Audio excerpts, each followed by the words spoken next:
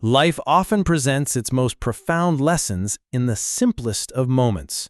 Sometimes, to truly hold on to what matters most, our relationships, we must learn to release the grip of profit and loss, to stop keeping score.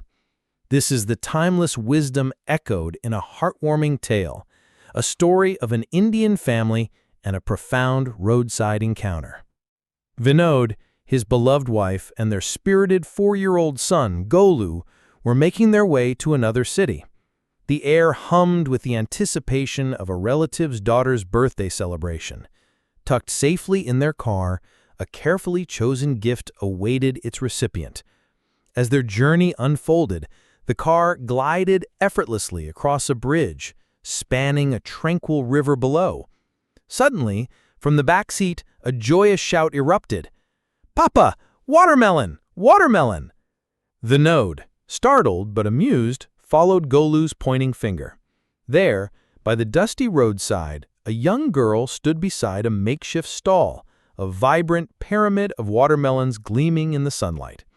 Vinod gently pulled over, and his wife instinctively lowered the window. "How much for a watermelon?" Vinod's wife inquired, her voice kind. 50 rupees, ma'am," the girl replied, her tone earnest. 50? Vinod's wife countered, a practiced negotiation glint in her eye. "I won't give more than 40.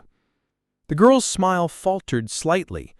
"Ma'am, I truly can't sell it for less than 50 rupees. A brief, polite stalemate ensued.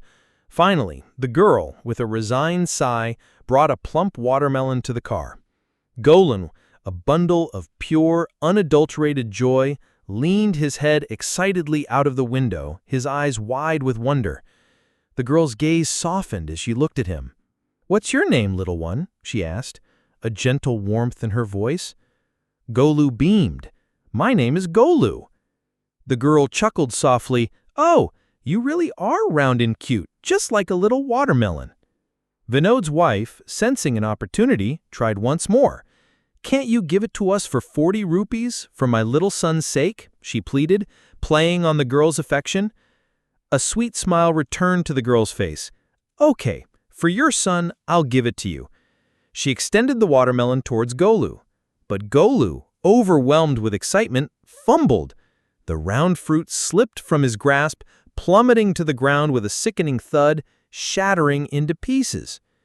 A wail erupted from the back seat. "My watermelon! My watermelon!" Golu cried, tears streaming down his face. Without a moment's hesitation, the young girl knelt beside him, her small hand gently patting his arm. "Don't cry, my boy," she soothed. "I'll get you another one." She quickly ran back to her stall and returned with another perfect watermelon. Vinod's wife, regaining her composure, started, "We won't pay for the one that fell." But the girl interrupted, her voice tinged with a quiet sadness. "I gave it to your son because I thought he could hold it. He reminds me so much of my little brother."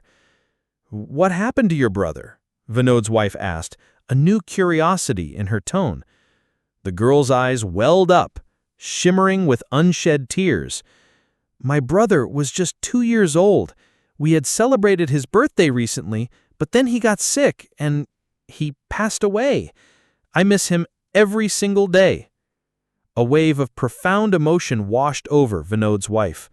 Her heart ached for the young girl. The girl then gently handed the second watermelon to Golu.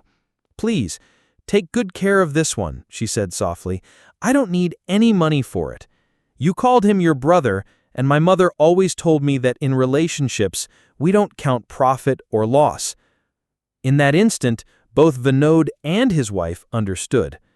The raw sincerity of the girl's words, born from her own deep loss, resonated with a truth far beyond simple commerce.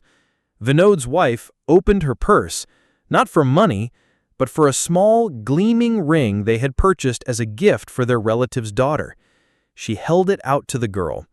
"Take this," she said, her voice thick with emotion. "It's a gift from a mother to her daughter."